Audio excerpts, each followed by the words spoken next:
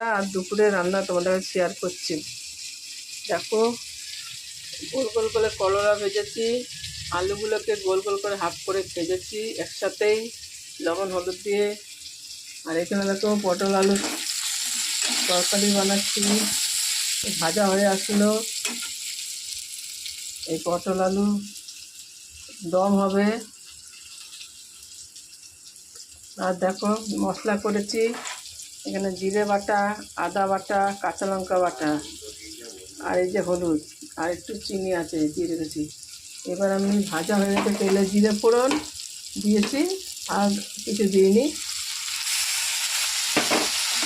এবার আমি টমেটো দুটো দিয়েছি,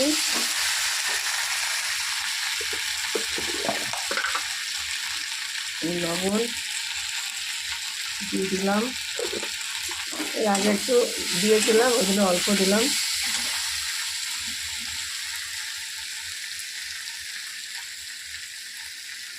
পটল আলুর দম, করলা আলু ভাজা, আজকে এই হচ্ছে রান্না।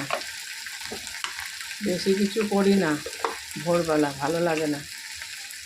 তোমরা ভাববে যে দু রকমের রান্না করছে, ভালো লাগে না গো বন্ধুরা এই গরমে। আর আমাদের অত ভালো লাগে না, মানে কোনটা দিয়ে খাবো কী খাবো, ওই জন্য দুটোই করি।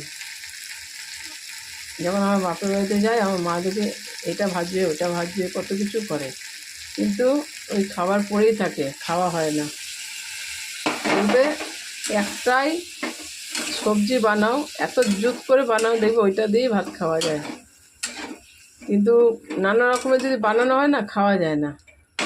দেখবে অন্য অন্য জায়গায় চিকেন বানাচ্ছে, চিকেনের সঙ্গে মাছও বানাচ্ছে, আমার আবার ওরকম খেতে ভালো লাগে না।